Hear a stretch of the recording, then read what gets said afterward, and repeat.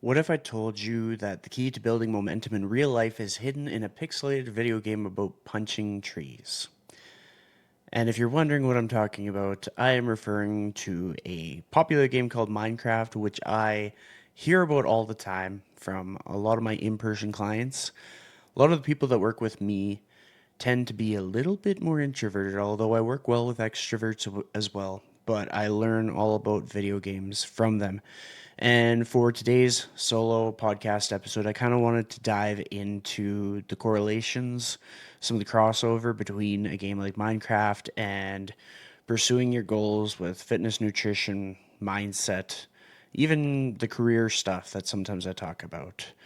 So, Minecraft, for the people who don't know, is an open world that rewards exploration, consistency, and creativity. And the more I thought about it, the more I realized that we live our lives kind of like a survival game. We start with nothing, we figure it out, and hopefully we build something that lasts. So today I'm breaking down that Minecraft accidentally teaches us about movement, momentum, and finding community in real life. So let's get into it. Here we go. Now, I had to do a little bit of research to prepare for this because, as I've said, I have yet to play Minecraft. My nieces play it, or have in the past. They may have grown out of it. I'm not 100% sure. But the spawn point and survival mode refers to how Minecraft drops you into the world with nothing. Just like how most people start their fitness or life journey. It's a lot like how somebody might feel when they're starting a journey with their fitness. Maybe they're going to the gym for the first time. They have no connections. They don't know what the environment is like. They have no expectations. They might have expectations that are made up in their head, but they don't have realistic expectations as it relates to the place that they're going. Because a lot of things get blown out of proportion when you play that telephone game where the messaging gets changed with each person that it gets told to, and very few people have firsthand experience. Kind of like that analogy where we talk about, do you have skin in the game? Would you take advice from somebody who doesn't? So, with regards to my experience that I can speak to, I've gone to more than several dozen places that serve fitness and some kind of nutrition for the first time by myself. I've gone to bar studios that's like basically dance based fitness. I've gone to Pilates studios. I've gone to countless yoga studios, gone to spin studios. I've done boxing. I like doing jujitsu. You name it, I've done it. Ninja warrior, axe throwing, fitness conventions, fitness conferences, commercial gyms, city gyms, private gyms, small gyms, home gyms, fancy gyms, economical gyms, gyms with a lot of people, gyms with four people, private gyms, public gyms, all of it. So you get dropped into this world and you have no plan, no map, just instinct and trial and error. And that's kind of life sometimes, which I think sometimes we forget because most people overcomplicate getting started, and you don't need perfect conditions. You just need to start, as they do in Minecraft, punching trees. And honestly, if somebody was coming to me for advice in any category, I would just say just do it. A lot of the hesitancy in doing it comes from people who've never done anything. Whereas the people who've done something substantial will always tell you to just do it. And if you want to know whether that's true or not, if you go back into past episodes of the podcast, very few people said, I would wait. I would probably just wait. If you were to go through all the different sound bites and listen to the people who started their business or who started training or who put themselves out there or did something different that made them stand out, none of them said, wait about a quarter of a year or wait 2 years. They might have said that within something that was with regards to reaching a goal faster, but as far as that day one, that first step, they're likely not going to be the ones to talk you out of it. So now we're going to dive into the creative mode versus the survival mindset. Now, as it relates to Minecraft, creative mode is unlimited resources, easy to build anything. But in real life, we're in survival mode, juggling jobs, fatigue, fear, and unpredictability. I like to think of life in seasons. And so if you are in your 20s, your teens, your seasons are the changing of your interpersonal connections, whether these people are going to be in your life forever or maybe they're just in your life for like your school age years, that can come with a lot of emotional baggage. The expectations of you on yourself versus what you think people around you have on you. What I will say is, if you're in the younger demographic, I'm going to say that the people who surround you, no matter how critical it may seem that they are of you, they just want you to be happy. And based on what they know about life, stability creates happiness. But they have a lot of faith in you to be able to create stability in any path that you choose. So if you feel like you have to do things a certain way to make people around you happy, just remember their goal is just for you to be happy. And so if you want to go out and do something different, if you want to walk the path less traveled, as long as you are happy and as long as you are progressively creating stability for yourself while realizing that it is not a linear path. There will be some instability on that route to stability, and that pertains to everybody, no matter what industry, career path they choose, especially with all the changes coming into the world. But I just wanted to toss that one in there because not many people speak to it, so I thought I would. Now, fitness and mindset coaching help shift people from survival to applied creativity. And this is kind of in my wheelhouse. So for me, I juggle so many different things, not only leading up to this year, but primarily in this year throughout my entire career in the fitness industry, which is getting to be a few years now. Like it's about 7 to 8 years, 7 to 8, I should say, not 78. But during that time, I've always worn multiple hats, not just like literally, but in terms of I've always had one foot in the door of creative work like social media, contracting, writing, blog creation, and then that kind of evolved into consulting, video editing, and then it grew into not only hosting the podcast but also producing several others. But that's not all because I work with people in person and I work with people online on their fitness and nutrition. I use very client centered coaching, which means that you don't have to fit into a box to work with me, but I'm going to hold you to a higher standard by helping you to fit into a model that suits your life. So if you work shift work, well, we're going to adapt a model that works with shift work. If you have certain like food preferences or allergies, the suggestions that I make are going to be for you. They're not going to be for somebody who's not you. And the ideal outcome would be that we would get progressive positive changes. And sometimes all that looks like is you get more familiar with the food that you're eating, or you get more familiar with the movement that you currently have, and we'll look at ways to make it improve over time. And because we are collaboratively looking at ways for it to improve over time, and because we have a structure and a way to make progress and progressions, that's what essentially guarantees the outcome. Like there are very few scenarios where we can't guarantee the outcome as long as we're both participating. And I don't leave anybody on red, so you can count on me to participate on my end. Now, where this can apply to you is that sometimes we feel like being in survival mode is just the state of being.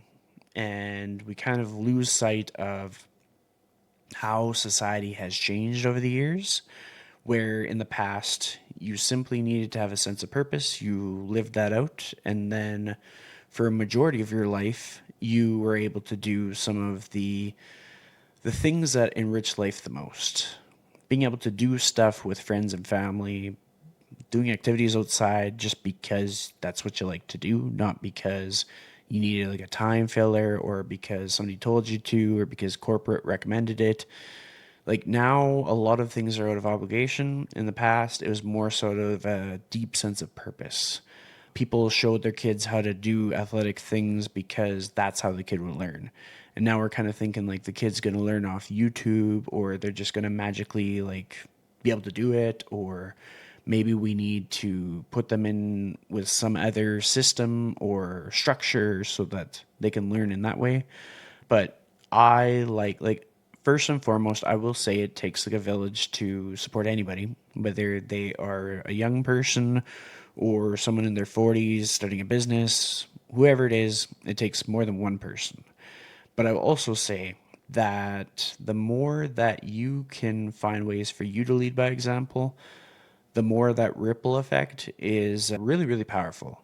So even if you don't have aspirations to be a professional athlete, if you can be someone who regularly gets like 16,000 steps per day, is able to exceed 110 grams of protein per day, which is, in my opinion, on the lower end, but it's on an end where if 90% of the population did that, a lot of those people would experience improvements in their general quality of life. And that conclusion is simply based off of the number of people that I've worked with and that many of my friends and colleagues have worked with who are deficient in protein.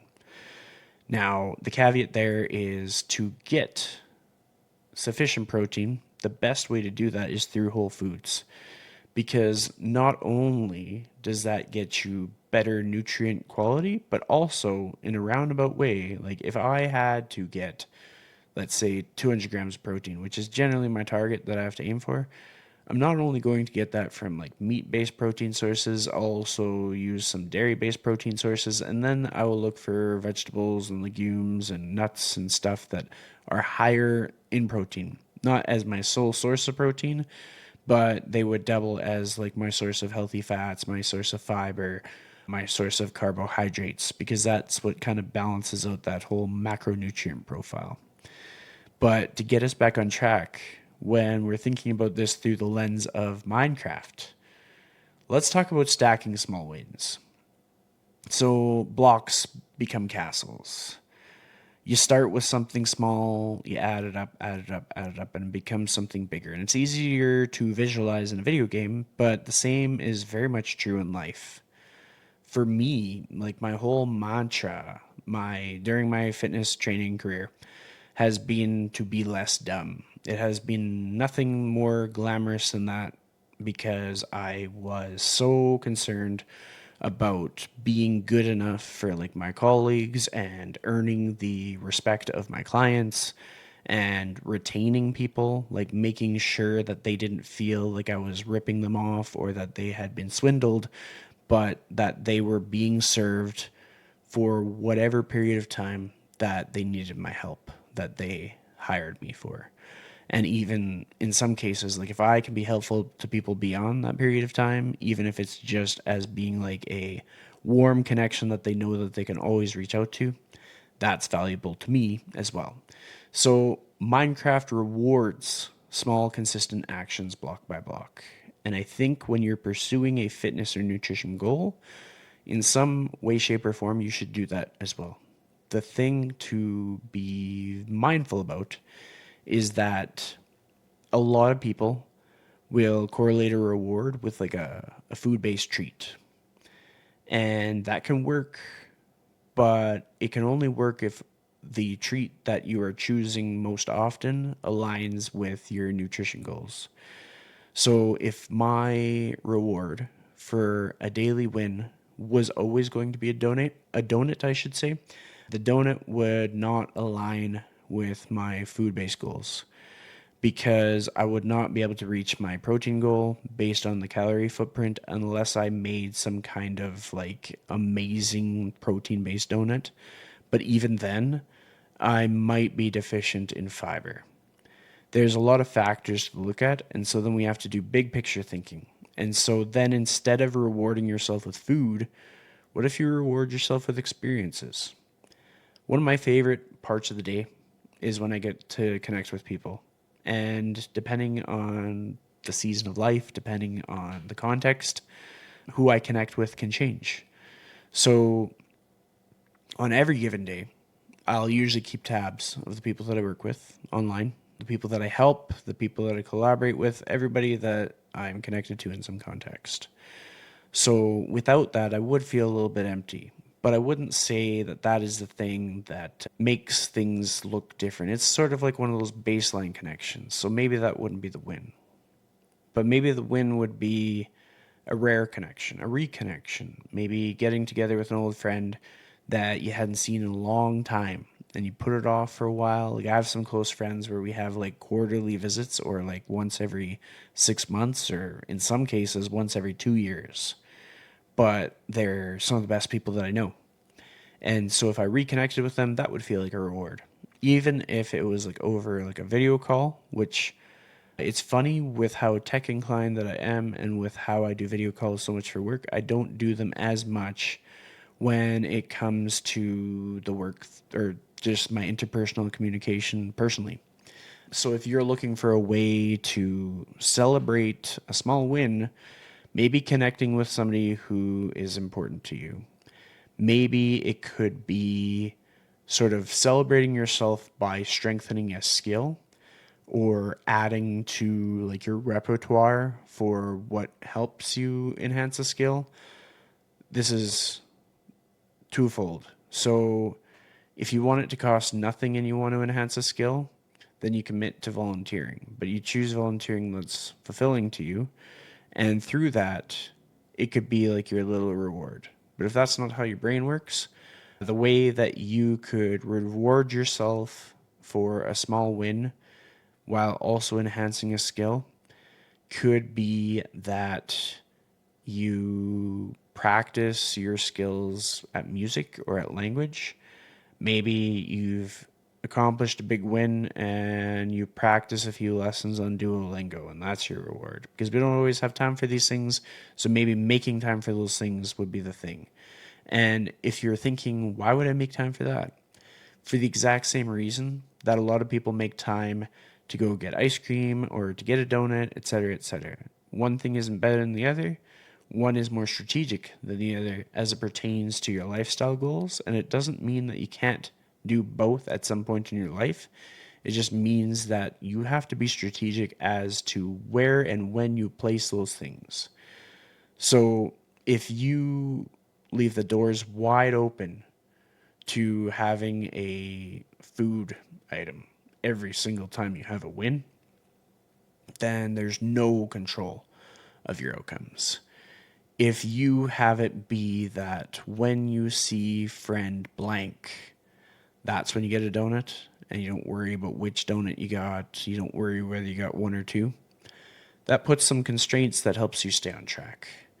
Because if you know that life has only afforded you to be able to see this individual like maybe once a year, once every couple of years, that action that happens when you see that friend will not have that much of an effect on the time that follows. The only thing that I would say to be careful with is if that activity or a thing or substance that you'd be partaking in with that person could snowball or has a history of snowballing. So, an example being like if you go to a bakery and you get a dozen cookies because you're like, oh man, this is the best time ever. And then you take them home and then you have them in your freezer. And every time you think of your friend, you're thinking about the cookies. So you're like, oh man, I really like that friend. I better stock up on those cookies again. Like if that kind of a snowball thing takes off, or if it's substance related, where when you think of the friend, you go get the thing and you just keep the train rolling. Some people will think of good memories when they had wine with a friend. I'm like, oh, you know what I should finish today off with? Some wine. And this could be like, this could seem like I'm really diving down a rabbit hole here. But what I can tell you is a lot of people struggle with finding the line as to when to indulge and when not to indulge, how to celebrate a win in a sustainable way, and how celebrating a win in an unsustainable way can snowball and kind of passively take you off of your ideal outcome. Because when a lot of people start to think to themselves, maybe I should work with somebody like Chris, maybe I should be on a different path, maybe I should be thinking about my health more differently. When they're thinking about that to themselves, they aren't like, wow, I'm so glad that I did this. Like, I'm so glad that I'm in the position that I'm in. In most cases, there's a lot of like just hard looks in the mirror, a lot of reflection of like, if only this didn't happen, or if only I was just more disciplined like all those other people on Instagram. But I think one of the best things about working with a coach with high emotional intelligence, with life experience, who's had to navigate a lot of different things where so many things take up your time and you have to make tough decisions, is that like I'm not going to make you feel like you taking care of yourself is something more difficult than it needs to be. I'm going to remove as much of the friction as I can, and I'm going to get to know your situation as much as I can so that I can set you up to stack those small wins so that we can gather enough that the compound effect of all those small wins would be substantial enough for you to feel really, really proud of yourself in a year's time. And a year might seem like a long time, but if you stacked up 30 small wins in a row within a month's time, you'd probably notice something substantial within yourself there too. Even if it was something hard to notice, like reduced blood pressure or increased sleep quality, or even just the way that you speak to yourself, maybe that self criticism started to dissipate and reduce simply because of the actions that you're taking for yourself. So, all these things are important. Now, when we are determining stacking wins, like it's going to be important with your fitness, it's going to be important with your work, your career, your business. It's going to be important with relationships. Like if you're like, how can I make this relationship last longer? My relationship credentials is that like I've worked alongside between 4 and 5 different businesses as like a contractor for on average 5 to 6 years. Like there's been some businesses that I've worked alongside with for 6 plus years. Some it's 3 plus, some it's 5 plus. Like I can sustain strong, important, information sensitive connections for a long time. And for me, it's because I'm gathering these small wins. I am looking for the opportunities to improve. I'm not letting my ego get too inflated, but I'm also not letting myself be what a lot of people might consider to be like a sad dog or like a pessimistic person. Even if things aren't what I want them to be, I pride myself on looking for solutions and trying to stay positive and presenting myself as a kind person more than a angry person. So now we're going to look at momentum and how it's better than motivation. So in Minecraft terms, you don't always feel like mining at night or exploring a cave, but you do it because you've got momentum.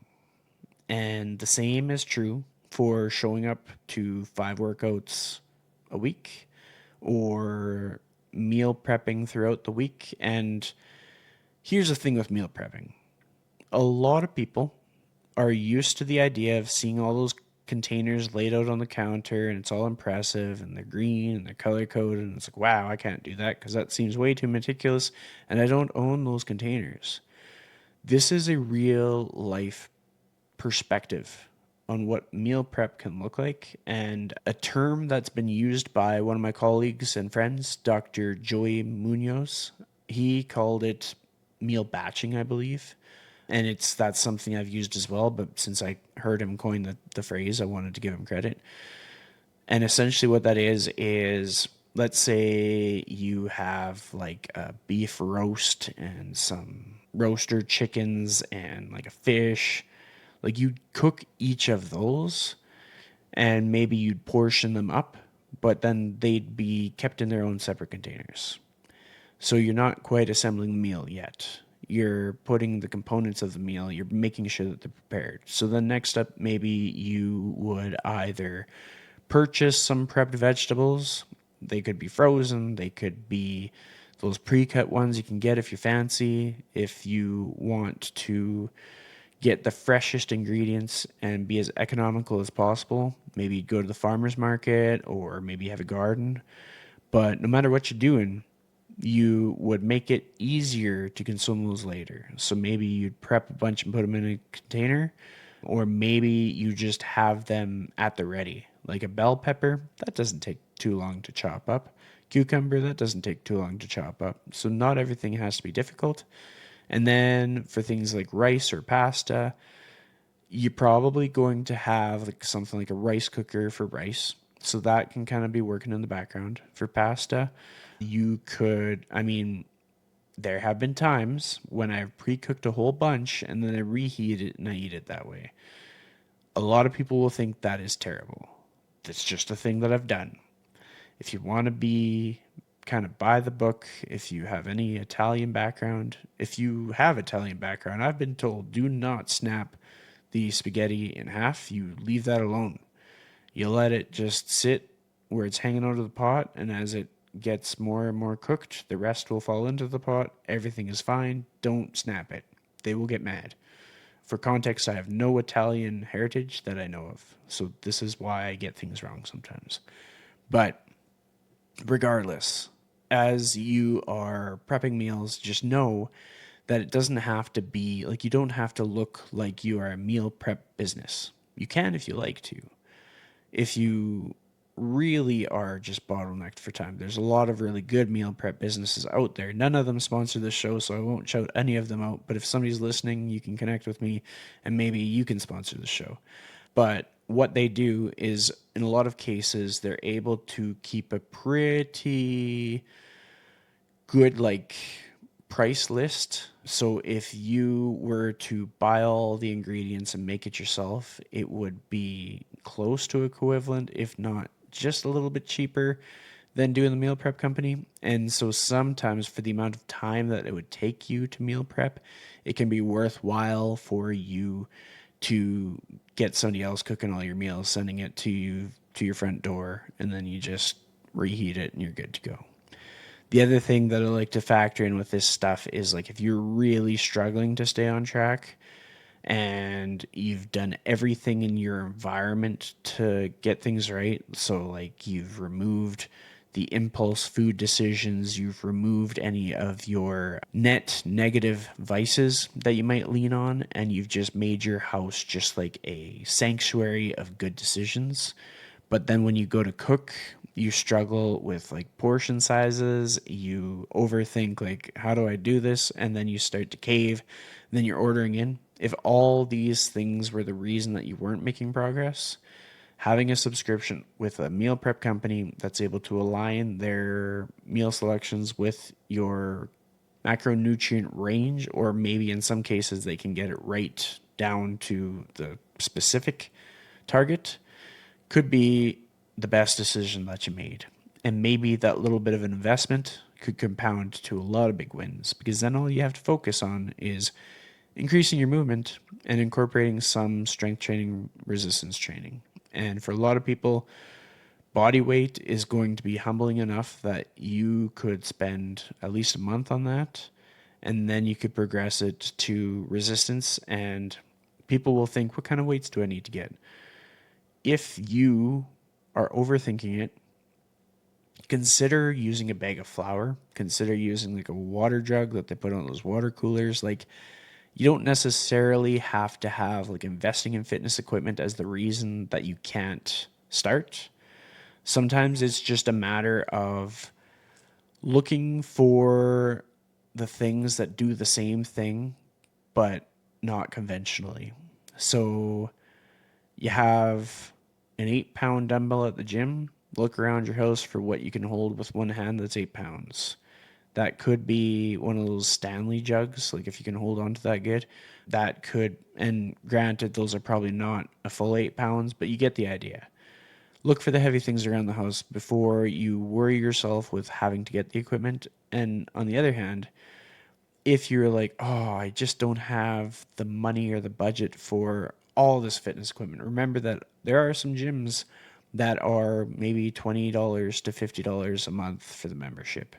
Or even, depending on where you're listening to this, there are some outdoor spaces where they have like body weight loaded equipment. So if you're doing like a lat pull down, the fitness equipment elevates you as you pull down. So you're basically pulling your own weight. It's ideal for beginners. And then for people who are more intermediate or advanced, you could probably do some muscle ups on like a jungle gym or on like a bar or a surface somewhere. That if you can do that for multiple reps a day and crush out like a few hundred push-ups a day, like you're going to be in a pretty good state. And as you progress that, very likely you're going to reach a point in your life where you can either afford your own home gym setup or you can afford the gym membership, whatever you got to do. Because I would be lying to you if I didn't strongly believe that improved fitness and nutrition correlates with improved financial stability, improved time management. Like everything else gets better when you focus on those things. And the reason why I have such strong conviction in this is because I am living proof. Everything in my life got measurably better while still having some obstacles when I was able to improve on my health areas. And I would say the tricky thing about this is some people might think like, "Oh, well, like you're not perfect." And I'm not perfect, but my ability to really do work that's within my area of interest that aligns with like giving me a very strong sense of purpose has been enhanced over the years. Like I don't think I could have picked a better job for myself. I don't I can't think of a job that I'd rather have than the one that I do. But then there's always like the knowledge gaps, like things change, people move, there's always some kind of a challenge. So it's not like it's constantly easy, but it's a field in which I embrace the difficulty that comes up and I lean into it. And if it requires longer weeks and lots of intensive work, I enjoy that because I am doing something that gives me a strong sense of purpose. I can feel proud of what I do, and it aligns with some of my strengths as an individual. So, whether you're doing your workouts, whether you're doing your meal prep, self, your personal development, I should say, whatever you're doing, collecting those small wins is far more meaningful than getting yourself into a state of mind where you can run through a wall like Kool-Aid Man, because that's just not how anybody feels every day. There's lots of days where the most motivated people that you know probably have a hard time getting out of bed in the morning. And this isn't cause for concern that like the world is sad and gloomy. It's more so just like a reality check, a gut check. It's like, hey, you're human, and so is everybody else that you know. And I think the more that we know that, the easier life gets because then we stop comparing ourselves to other people. We stop being quite so critical of ourselves because we realize like we're having a day when we aren't feeling like doing all the things that we're known for. Somebody else probably is too. And so what if we think back to like how far we've come or all the good days that we've collected and we just stack another one. It doesn't have to be extraordinary, but if it's ordinary, it's probably going to keep our momentum going. And if it's out of the ordinary in a negative capacity, it could be enough to stall all of our momentum, and we wouldn't want to do that. Now we would. It would be kind of for me if we're going to get like if we're going to put out a case study of what it would look like to stop your momentum. For me, stopping my momentum would be the equivalent of deciding that I was just going to get like blackout wasted on a cruise and Instagram live the whole thing and then not answer any messages for the next like 3 days. That would very quickly halt all of my momentum. And where some people might think, that's not a big deal, I'd do that, they don't do as much of the purposeful work as I do. And so they don't have as much to lose, if that makes sense. So that just illustrates why, like, if I did all of that, no amount of motivation would erase that action. And what it would take would be a lot of momentum, but more momentum than what it would take to maintain the same amount of momentum that I had leading up to that point. So hopefully that paints a clear picture of what I mean. Now back to talking about Minecraft. Multiplayer equals real progress. And I think this is a lesson that probably takes some people too long to learn. Maybe it's a lesson that some people don't realize that they've already learned, but it's huge. And I benefit from it greatly. Like I've alluded to earlier, I work alongside a lot of different business owners. To kind of like add some context, like I've previously worked with a social media company, but then I have worked alongside Alex McBarity with A Team Fitness. I've worked alongside Beverly Simpson with B Simpson Fitness.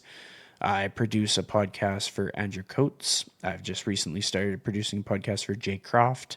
I've done one-off consulting work with at least a dozen different people. Many of them listen to the show. And so that is multiplayer in action. We are each individually pursuing our own goals, but then we're also helping each other pursue collective goals. And in doing it that way, it adds creativity, purpose, fun, connection. And the same is true for Minecraft. When you work multiplayer, when you collaborate with friends, when you connect with friends, when you make friends, it enhances it. So when you're pursuing a goal, even if you have just one solid person in your corner, it's going to make it that much better. So even though you probably could do it by yourself, whether you find an accountability buddy or whether you find a good charismatic coach with a CL on his hat, it's me, I'm that guy. No matter what you do, you are probably going to progress better than you would by yourself. And it's going to be a lot harder to quit than it would be if you're all by yourself. And that's kind of the thing. Just don't quit. Like unless it's a job that makes you feel like you're dying on the inside, don't quit. Unless it's like a lifestyle habit that is noticeably deteriorating your health, then don't quit. You could quit smoking, you could quit drinking, you could quit staying up until 4 in the morning for no reason, but don't quit putting one foot in front of the other. Don't quit aspiring for a better version of yourself. Don't quit finding opportunities to work as a team. Don't quit that stuff. So I'm going to share a story about someone who grew faster and better once they had community. And I like this story. This is a story about my good friend Jimmy. He lives in Montana now. I don't know if he listens to the podcast or not, but if he does, shout out to Jimmy. And I connected with Jimmy because I rode in a lot of spin classes years ago. You'll probably recognize that if you're a long-time listener, but I was a passionate rider of spin classes, then I was an instructor of spin classes, then back to a rider of spin classes. Then we kind of parted ways and I moved on from spin, but I have an Echo bike in my home, so I like biking and I like doing all that stuff. But I found that I needed to dive into a new season of life. But in that time of connecting with people in the spin community, I can't remember how it kicked off, but Jimmy and I connected and he asked if I had the capacity to have another friend. And of course I did. The thing is that time is limited, but I wanted to make time for Jimmy because I like Jimmy. And through that connection, like it or hate it, I inspired him to make some shifts in his career. And I was alongside him for some of the things that didn't go his way. I helped him find ways to enhance his fitness and nutrition on his terms in ways that he could make realistic changes. but the biggest thing was that we both gained like a lifelong friend. He lives far away now. Maybe I'll visit him one day, but we're still able to pick up where we left off. And sometimes he may feel like he is sort of like alone on his journey. Like sometimes we'll have chats and it's like, oh man, it feels like it's just me against the world. I'm like, nope, it's not. It's like you and me and a couple other people against the world. And one of my favorite, we had a few good memories. There was one time we went to a football game together. There was a time we went golfing together. And there was one time when I could tell he just needed to pick me up. And so I literally picked him up. And we went to southern Alberta together, just on a little day trip, about 2 hours south. We went to one place that turned out to be closed, embarrassing on my part. And we went to another place that also turned out to be closed. Then I started thinking maybe I should check Google. But throughout this journey, the talking and conversations that we had, that's when we really like built the foundations of what can turn into a lifelong friendship. And this is something that a lot of people are becoming very terrible at. And I know it because I experience it. Like, I know that a lot of people, they will say that they're going to do something, they'll even promise it, and then they don't. Because there's too many distractions, there's too much hustle and bustle, there's too many things that drag us down and make us feel less than we should be. There's too many things that have an impact on our health, on our mental health, on our physical health. And the effect of that is that you can have this big focus on doing all these things, but if you don't do the things that matter, when it comes time to do the things, you're incapable. When it comes time to go for a walk with somebody and like for example, there are people my age in their early 30s who wouldn't be able to walk more than 2 kilometers. And to have a visit with somebody and cap off your activity with them at 2 kilometers is dramatically different than what a visit would look like 20 to 30 years ago, where you'd get together with like a group of friends and you go on like a 20-kilometer hike. Like, lifestyles are shifting. Back in the day, well, even just my childhood, like my dad was in his 40s when I was a kid, and there was nothing that he couldn't do. We wanted to play soccer, he could play soccer. We wanted to play hockey, he could play hockey. We wanted to throw the ball, he could throw the ball. And then it wasn't until like I was like an adult that he started to slow it down. So we got him on the training program. And then he got stronger and now he can still do all the things. I would say without any shadow of a doubt that he can probably outrun people in their 40s. Not because he is on performance enhancements or anything like that, mostly because of the deconditioning of some people in their 40s. And the way that I see this is that what if everybody took that as an opportunity to start collecting momentum? The same as how many times in my life I've had to look at an obstacle and look at the opportunities to gain momentum. Whether it's been times when it's been tough to gain employment, times when it's tough to gain experience, times when it's tough to get enough money to buy groceries. Like, I just had to get momentum and just keep going. Like, it's no, what I am recommending people do is either the exact same thing as what I've done myself and can speak to, or it's a watered down, easier version. Like, for me to say you can keep doing the job that you have, but maybe strength train once a week is a watered down version of what I've had to do. And so for somebody to think that like that's some bad advice, you should really walk the like it's better advice than what you've been currently listening to. And it has a much higher chance of having a positive outcome than what you're currently doing. Because if what you're currently doing was working, then what I was saying earlier wouldn't catch your attention the way that it did. And I think this is kind of like, if I was ever to be the bad cop, that would be me being bad cop, finding ways to help you understand that it's not me in the way, it's not my fault. If something is getting your attention, if something is like, how could he? Then it's just a matter of you looking for ways that you personally can start to gather momentum. And in most cases, getting momentum in multiplayer mode is going to be the most effective. But if you really want to do it by yourself, I'm just telling you, it's really tough when you do it by yourself. Like all the people that hire me on as their coach, their trainer, as a contractor, as a consultant will agree. So now our last example here is that zombies will come. Build anyway.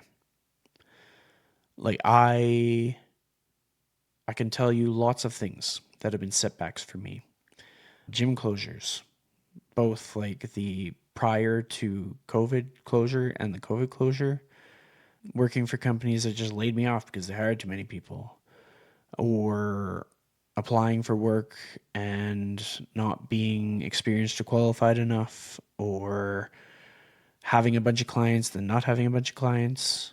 There's lots of things that come up, and it's nobody's fault. It's not my fault. It's nobody else's fault. This is just life. Similar to how it could be sunny and beautiful one day, and then the next day you could have a thunderstorm and lightning could light something on fire. Like, we cannot control everything, and we can't predict positive outcomes for everything. So the best thing that we can do is prepare for the zombies. So Minecraft has setbacks, creepers, hunger, dying with all your gear, and so does life. Quitting and restarting are part of the game, so is rebuilding. Resilience isn't optional, it's built with the amount of times that you got back up after you fell down. There's lots and lots of times that I've done things for the very first time. My first jiu-jitsu class, my first spin class, my first this and that and the other thing. And that would be what it's like to restart. And I have no doubt I'll restart more times as I get older. And I hope that you will too. And even if you've ever had to quit, even if you've ever had to pause, it's not like a negative mark on your character. It's not something that makes you less than. It's not something that makes you like not worthy of success or happiness. It's just simply like a characteristic of a human. Even the people who say that they never quit, they always show up. Oftentimes, if you were to audit them, they're also quitting sometimes and not showing up sometimes. It's just harder for them to be vulnerable.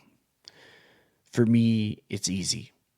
I don't think it's going to make me a famous influencer, but it makes me a good coach and trainer. So the next time you feel stuck, overwhelmed, or unsure where to start, just punch the first tree, take one step, lay one block, and you'll be surprised how fast it builds. Of course, that was in Minecraft speak. Perhaps I'll have to try playing it sometime, but just remember, as I say often to my dad and to a lot of people around me, keep your stick on the ice. We'll catch you on the next episode.